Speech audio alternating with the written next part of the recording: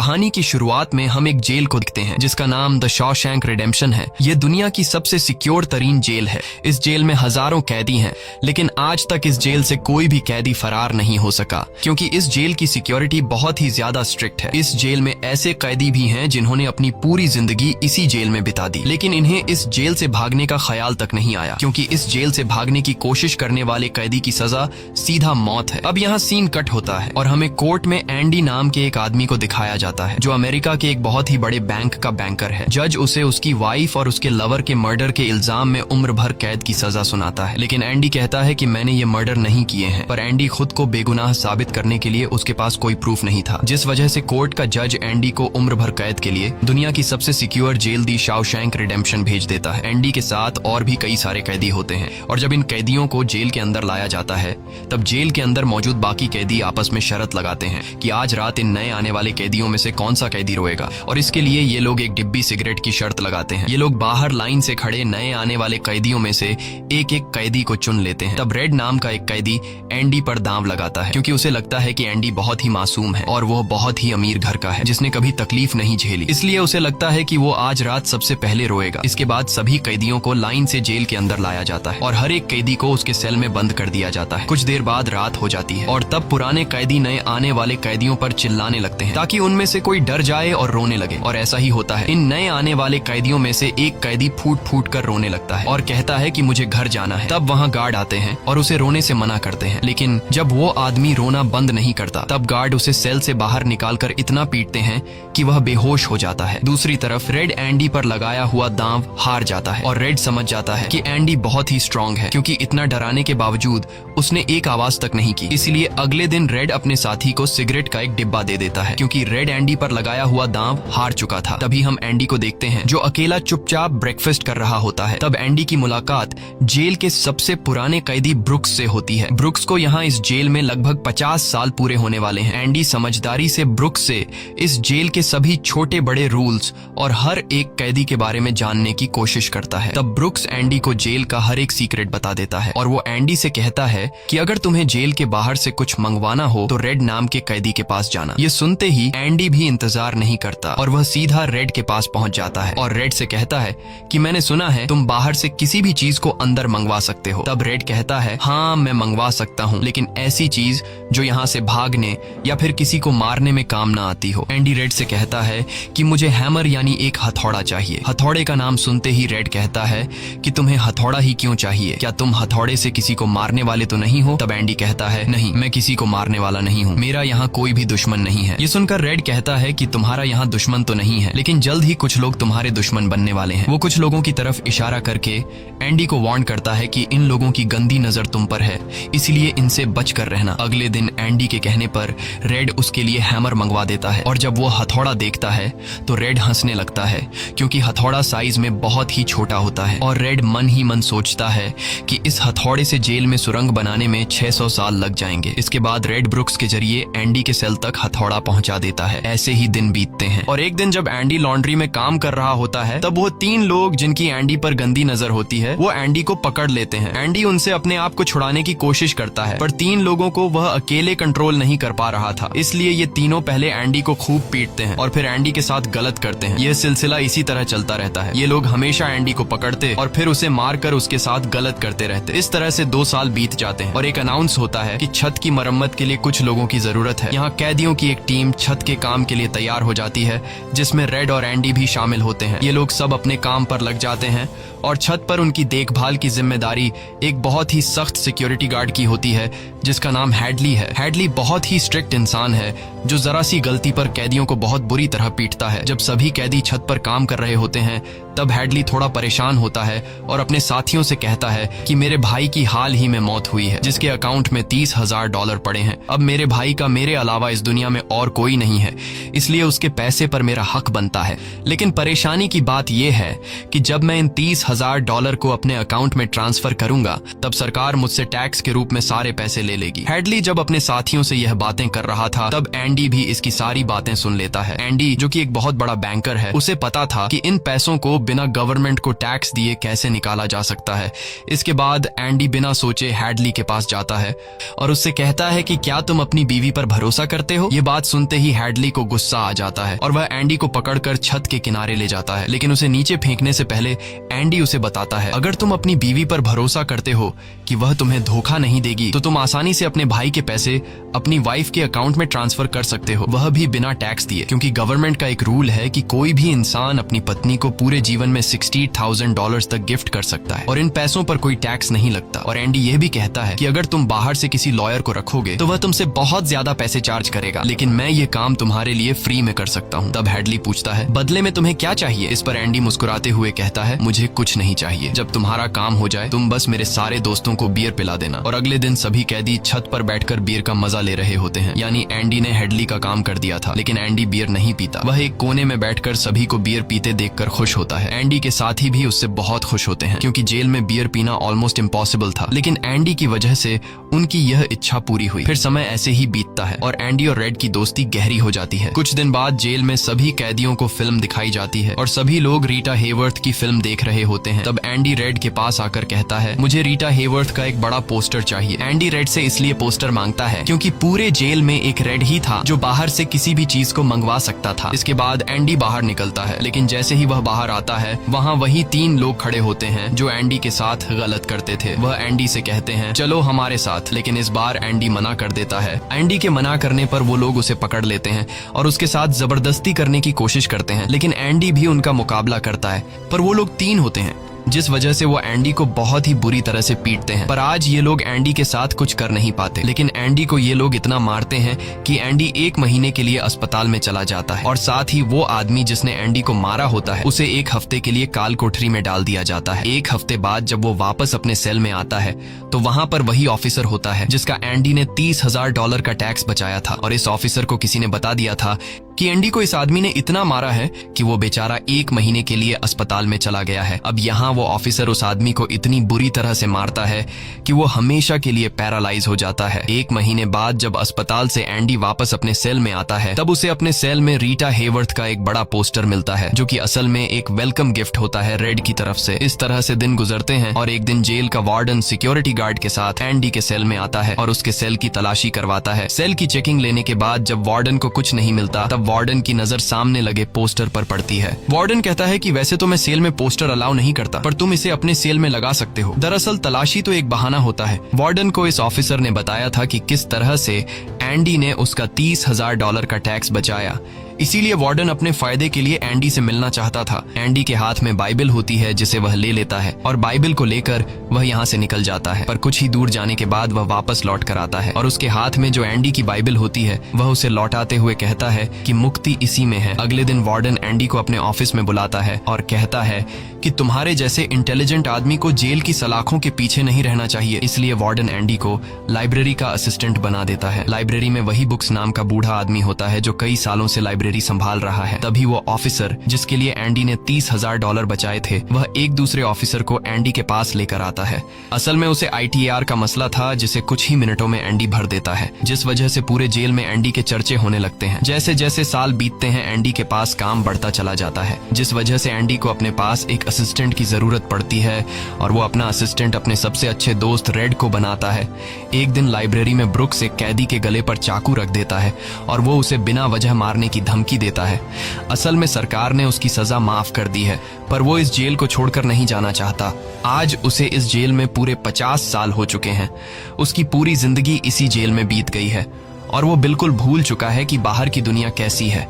ये जेल की दुनिया ही उसकी असली दुनिया है और उसे लगता है कि अगर उसने किसी का खून कर दिया तो उसकी सजा बढ़ जाएगी और उसे इसी जेल में रखा जाएगा। एंडी के समझाने पर ब्रुक्स उस आदमी को जिसकी गर्दन पर उसने चाकू रखा था छोड़ देता है। अब न चाहते हुए भी ब्रुक्स जब जेल से छूटने के बाद बाहर आता है तो उसे बाहर की दुनिया बहुत अजीब लगती है। 50 सालों में बाहर की दुनिया की रफ्तार काफी ज्यादा बढ़ गई होती है। जहाँ सड़क पर पहले एक गाड़ी दिखती थी, अब सड़कों पर गाड़ियों की भीड़ है। कुछ दिन बाद वो एक सुपरमार्केट में काम करने लगता है, लेकिन उसका बाहर की दुनिया में बिल्कुल भी मन नहीं लगता। उसे बार बार जेल की याद आती है और वो जेल में वापस आना चाहता है। इसीलिए वो कभी कभी सोचता है कि वो कोई क्राइम करे ताकि वह फिर से इस जेल में जा सके। लेकिन ब्रुक्स इस उम्र में कोई भी क्राइम नहीं करना चाहता था और इस भीड़ भाड़ वाली तेज रफ्तार वाली जिंदगी में ब्रुक्स सरवाइव नहीं कर पाता और अपनी जान दे देता है। मरने से पहले वो जेल में अपने साथियों के नाम एक खत लिखता है, जिसे पढ़ते हुए सभी बहुत ज्यादा इमोशनल हो जाते हैं। वहीं हमें जेल दिखाई जाती है, जहां पर वार्डन एक नया प्रोग्राम शुरू करता है। इस प्रोग्राम में जेल की कैदियों को बाहर ले जाकर काम करवाया जाएगा ताकि उन्हें पता चल सके कि मेहनत से पैसे कैसे कमाए जाते हैं। और कैदी भी इस काम के लिए मान जाते हैं, क्योंकि वह सब भी बाहर की हवा खाना चाहते थे। और इस तरह से वार्डन इन कैदियों से काम लेता है। पर इस प्रोजेक्ट के जरिए वार्डन को बहुत सारे कॉन्ट्रैक्ट मिल जाते हैं,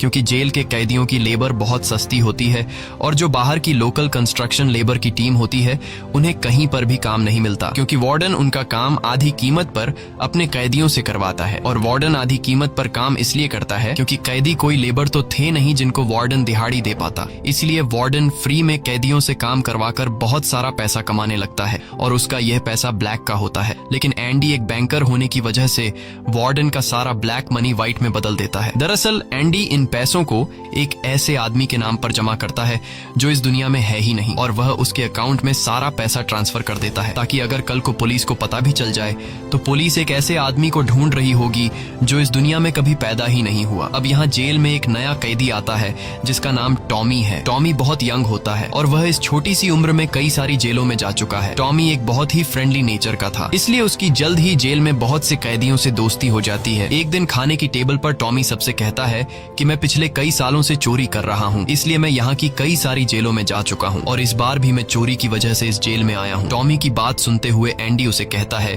कि अगर तुम चोरी करने के बाद बार बार पकड़े जा रहे हो तो इसका मतलब ये है कि यह काम तुम पर सूट नहीं करता, इसलिए तुम्हें चोरी करना छोड़ देना चाहिए। टॉमी को एंडी की यह बात बिल्कुल ठीक लगती है, इसलिए टॉमी रेड से एंडी के बारे में जानकारी लेने लगता है। टॉमी रेड से कहता है कि एंडी बहुत ही इंटेलिजेंट और डिसेंट इंसान है, उसे जेल क्यों हुई है। रेड उसे बताता है कि एंडी एक बहुत बड़ा बैंकर था, लेकिन उसने अपनी वाइफ और उसके लवर का कत्ल किया, जिस वजह से उसे उम्र भर कैद हुई। यह सुनकर टॉमी सोच में पड़ जाता है, जैसे उसे कुछ याद आया हो। उसके बाद वह एंडी को बुला लेता है। अब टॉमी के सामने एंडी और रेड होते हैं। टॉमी इन दोनों को बताता है कि 4 साल पहले मैं एक जेल में गया था, जहाँ पर मुझे एक कैदी मिला और उस कैदी ने मुझे बताया कि एक रात वह एक घर में चोरी करने गया। चोरी के दौरान उस घर का मालिक जाग गया। अब पकड़े जाने के डर से उसने उस घर के मालिक और उसकी पत्नी को मार डाला। बाद में उसे पता चला कि वो दोनों पति पत्नी नहीं थे बल्कि लवर थे और वो औरत एक बहुत बड़े बैंकर की पत्नी थी। कुछ समय बाद जब मैंने अखबार में न्यूज पढ़ी तो मुझे पता चला कि पुलिस ने जब इन 2 मर्डर्स के बारे में जांच की तो पुलिस को शक हुआ कि इन दोनों को बैंकर ने मारा है। इसलिए बैंकर को उसकी पत्नी और उसकी पत्नी के लवर के हत्या के इल्जाम में गिरफ्तार कर लिया गया। यहाँ हमें पता चलता है कि एंडी बेगुनाह था। ये सब जानने के बाद एंडी वार्डन के पास जाता है और उससे ये सारी बातें बताता है, पर वार्डन जानबूझकर उसकी बातों पर विश्वास नहीं करता, क्योंकि एंडी वह इंसान है जो उसके काले पैसों को व्हाइट में बदलता है और वार्डन के सारे राज जानता है। इसलिए अगर एंडी यहाँ से चला गया तो वार्डन न तो और पैसे कमा पाएगा और शायद उसके ब्लैक पैसों का राज भी खुल जाएगा। इसलिए वह एंडी से कहता है कि यह एक झूठी कहानी है, मुझे ऐसी कहानियां रोज सुनने को मिलती हैं। एंडी वार्डन से वादा करता है कि अगर मैं आजाद भी हो गया तो मैं तुम्हारा राज ही रखूंगा, लेकिन वार्डन एंडी की कोई भी बात नहीं सुनता। यह देखकर एंडी को बहुत गुस्सा आता है कि मैंने इस आदमी की इतनी मदद की, लेकिन आज बेगुनाह होने के बावजूद भी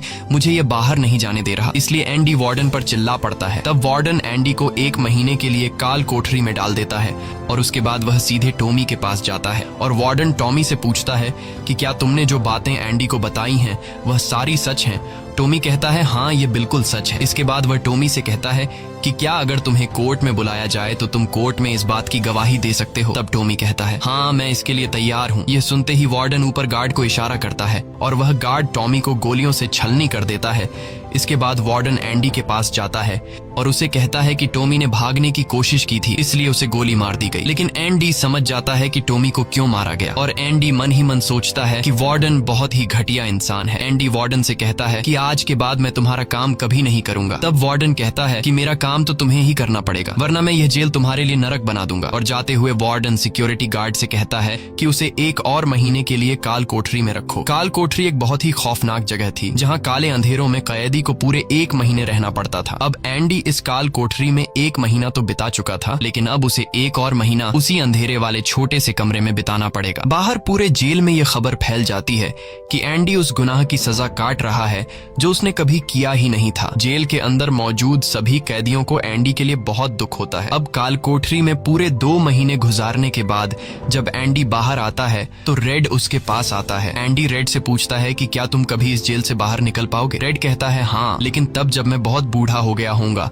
और मेरा दिमाग काम करना बंद कर देगा। एंडी कहता है कि मैं यहाँ से निकलकर मेक्सिको जाऊंगा। मेक्सिको में समुद्र किनारे एक बहुत खूबसूरत जगह है। कहा जाता है कि इंसान अपने आप को वहाँ खो देता है। मैं वहाँ अपना एक रेस्टोरेंट खोलूंगा, समुद्र किनारे अपनी नाव की रिपेयर करूंगा और वहाँ मुझे एक जोगाड़ी आदमी की जरूरत पड़ेगी जो मेरे लिए बाहर से सामान लाया करेगा। असल में वह रेड की तरफ इशारा कर रहा था। रेड ये सुनकर कहता है कि उम्मीद बहुत खतरनाक चीज होती है, ये इंसान को पागल तक कर देती है। तुम्हें सच्चाई की दुनिया में वापस लौटना होगा। मेक्सिको यहाँ से बहुत दूर है। ये कहकर रेड वहाँ से जाने लगता है, लेकिन जाने से पहले एंडी रेड से कहता है कि वादा करो कि अगर तुम कभी यहाँ से रिहा हुए तो मेरा एक काम करोगे। रेड कहता है हाँ, मैं जरूर करूंगा। तब एंडी रेड को एक एड्रेस बताता है और कहता है कि जब भी तुम यहाँ से छूट जाओ तो उस जगह जाना जहाँ एक बड़े मैदान के बीच एक खूबसूरत पेड़ है। उसी पेड़ के नीचे मैंने अपनी वाइफ को प्रपोज किया था। वह रेड से कहता है कि उसी पेड़ के नीचे एक दीवार के अंदर तुम्हें काले रंग का पत्थर मिलेगा जिसके नीचे मैंने एक बॉक्स छिपाया है, और जब भी तुम रिहा हो जाओगे तो वहां जाकर उस पत्थर के नीचे उस बॉक्स को देखना कि उसमें क्या है। यह कहकर एंडी वहां से चला जाता है और सीधा वार्डन के पास पहुंचता है। वह वार्डन का काम पूरा करके उसके सारे डॉक्यूमेंट्स एक खास तिजोरी में रखता है। डॉक्यूमेंट्स रखने के बाद वार्डन एंडी को अपने कपड़े देता है। वह एंडी से कहता है कि मेरे कपड़े प्रेस करवा देना और मेरे जूतों को शीशे की तरह चमका देना। इसके बाद एंडी वापस अपने सेल में आ जाता है। वहीं दूसरी तरफ रेड आज रात बहुत परेशान होता है क्योंकि उसे डर था कि एंडी कहीं खुद को मार न दे। इस तरह से रात गुजर जाती है और सुबह होती है। सुबह होते ही सभी कैदियों के सेल के दरवाजे खुल जाते हैं और सभी कैदी बाहर आ जाते हैं, लेकिन एंडी सेल से बाहर नहीं आता। ये पिछले 20 सालों में पहली बार ऐसा हो रहा था कि कोई कैदी सुबह अपने सेल से बाहर नहीं आया। तब रेड की नजर भी एंडी के सेल की तरफ होती है और रेड की परेशानी बढ़ती रहती है कि कहीं एंडी ने खुद को मार तो नहीं दिया। तभी एक गार्ड बहुत गुस्से में एंडी के सेल की तरफ जाता है, लेकिन वहां पहुंचकर जब वह देखता है तो उसकी आंखें खुली की खुली रह जाती हैं क्योंकि अंदर सेल में कोई भी नहीं था और एंडी वहां से फरार हो चुका था। अब हम वार्डन को देखते हैं जो अपने जूते पहनने के लिए निकालता है, लेकिन उस बॉक्स में उसके नहीं बल्कि एंडी के पुराने जूते होते हैं। और तभी पूरे जेल में सायरन बजने लगता है और यह सायरन होता है किसी कैदी के भागने का। वार्डन तेजी से एंडी के सेल में जाता है और वहां वह देखता है कि एंडी नहीं है। इसके बाद वह सिक्योरिटी गार्ड से कहता है कि जाओ और रेड को बुलाकर लाओ, क्योंकि वह हमेशा एंडी के साथ रहता था। यहाँ पर रेड को भी बुलाया जाता है। वार्डन रेड से पूछता है कि यह एंडी कहाँ है। रेड कहता है कि मुझे क्या पता। इस बात पर वार्डन को बहुत गुस्सा आता है। वह कहता है क्या वह कोई भूत था जो रातों रात यहाँ से गायब हो गया। गुस्से में वार्डन वहाँ पड़े पत्थर उठाता है और उनसे गार्ड्स और रेड को मारने लगता है, और एक पत्थर वह उस पोस्टर पर भी मारता है जो दीवार पर लगा होता है, पर पत्थर टकराकर नीचे नहीं गिरता बल्कि पोस्टर के आर पार हो जाता है। और जब वार्डन उसके अंदर हाथ डालता है तो देखता है कि एंडी ने वहाँ एक बहुत बड़ी सुरंग बना रखी थी, जिसे देखकर सब हैरान हो जाते हैं क्योंकि यह दीवार बहुत मजबूत होती है। बिना मशीन के इस दीवार में सुरंग बनाना लगभग नामुमकिन था, पर एंडी ने नामुमकिन को मुमकिन कर दिखाया और यहाँ से फरार हो गया। इसके बाद सभी गार्ड्स वहाँ जाते हैं जहाँ से एंडी बाहर निकला था। वहाँ उन्हें एंडी के पुराने कपड़े और वह हथौड़ी मिलती है जो आज से 20 साल पहले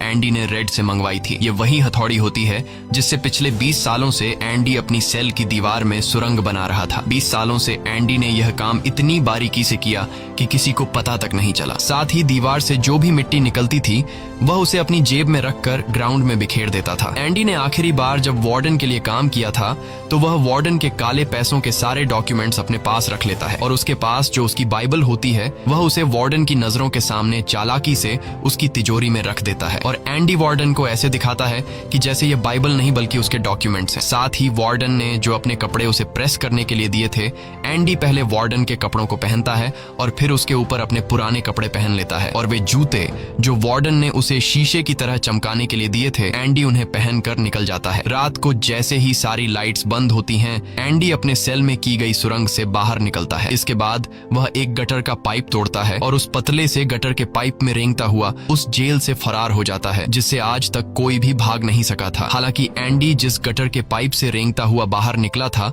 वह लगभग 2 किलोमीटर लंबा था। अगली सुबह एंडी उस बैंक में जाता है जहां पर वार्डन का सारा ब्लैक पैसा होता है। ये पैसे एक ऐसे आदमी के नाम पर होते हैं जो इस दुनिया में है ही नहीं। ये सारा डॉक्यूमेंट्स का खेल एंडी ने ही तो बनाया था और बैंक में उस अकाउंट के ओनर का जो सिग्नेचर था वह जेल से एंडी किया करता था। इसलिए एंडी को वार्डन का सारा पैसा निकालने में कोई मुश्किल नहीं होती। एंडी के पास उस आदमी के नाम के सारे डॉक्यूमेंट्स होते हैं, इसलिए एंडी बैंक्स में जाकर सारे पैसे निकाल लेता है और ये पैसे होते हैं $3,70,000। यानी कि एंडी न केवल आजाद हुआ बल्कि वह पैसों से मालामाल भी हुआ। और यहाँ हमें पता चलता है कि एंडी जिस दिन से उस जेल में एंटर हुआ था उसी दिन से वह इस काम की प्लानिंग कर रहा था। वार्डन ने एंडी के साथ जेल में बहुत बुरा सलूक किया था और उसने टॉमी को भी मार दिया था, इसलिए वह वार्डन के काले पैसों के सबूत मीडिया को देता है। अगली सुबह यह खबर न्यूज़पेपर में छप जाती है और जब वार्डन तिजोरी खोलकर देखता है तो उसमें उसके डॉक्यूमेंट्स नहीं बल्कि बाइबल होती है। बाइबल के पहले पेज पर एंडी ने लिखा होता है कि तुमने सही कहा था, मुक्ति इसी में है। और जब वार्डन पेज पलटता है तो वह देखता है कि वहां पर हथौड़ी का एक निशान होता है। दरअसल एंडी ने बाइबल के पेजेस को हथौड़ी की शेप में काटकर एक सांचा बनाया हुआ था जिसके अंदर वह अपनी हथौड़ी छिपाया करता था। और आज से 20 साल पहले जब वार्डन पहली बार एंडी की सेल में गया था और उसने एंडी की बाइबल उसके हाथ से लेकर वापस उसे लौटा दी थी, उस समय भी वह हथौड़ी उसी बाइबल के अंदर थी। यह देखकर वार्डन को एक बहुत बड़ा झटका लगता है। दूसरी तरफ वार्डन के काले पैसों की खबर पूरे शहर में फैल चुकी थी, इसलिए जेल के बाहर रिपोर्टर्स और पुलिस वार्डन को गिरफ्तार करने के लिए आ रही होती है। और इससे पहले कि पुलिस उसे गिरफ्तार करती, वार्डन अपने आप को गोली मार देता है। कुछ समय बीतने के बाद एंडी के दोस्त रेड की सजा भी माफ कर दी जाती है और उसे गवर्नमेंट की तरफ से एक नौकरी भी दिलाई जाती है। पर बाहर की दुनिया में रेड का दिल बिल्कुल नहीं लगता क्योंकि उसने अपनी जिंदगी के 40 साल जेल में गुजारे थे। रेड भी उसी कमरे में रहता है जहां पर ब्रुक्स रहा करता था और रेड भी अपनी जान देना चाहता है, पर तभी उसे याद आता है कि उसने एंडी से वादा किया था। इसके बाद वह उस जगह के लिए गाड़ी में रवाना हो जाता है और वह उस बड़े घास के मैदान में जाता है जहां पर एक बहुत बड़ा पेड़ होता है, साथ ही पत्थरों की दीवार भी होती है। उस दीवार पर एक काले रंग का पत्थर होता है और जब वह उस पत्थर को उठाता है तो उसके नीचे एक बॉक्स होता है। उस बॉक्स के अंदर कुछ पैसे और एक लेटर होता है। ये लेटर एंडी का होता है। उस लेटर में लिखा होता है कि एंडी रेड का उसी जगह पर इंतजार कर रहा है जिस जगह के बारे में एंडी ने रेड को जेल में बताया था। उसके आगे एंडी ने लिखा होता है कि उम्मीद अच्छी चीज होती है। इसके बाद रेड उस जगह पहुंच जाता है और जब वह समुद्र किनारे जाता है तो वो देखता है कि एंडी नाव में बैठकर अपनी नाव ठीक कर रहा है। यह जगह, यह सब कुछ एंडी का वह सपना होता है जो उसने जेल में रेड से शेयर किया था और रेड ने कहा था कि उम्मीद अच्छी नहीं होती। इसके बाद यह दोनों एक दूसरे को गले लगाते हैं और इसी के साथ ये कहानी खत्म हो जाती है। अगर आपको यह वीडियो अच्छी लगी हो तो हमारे चैनल को सब्सक्राइब और वीडियो को लाइक जरूर कीजिएगा।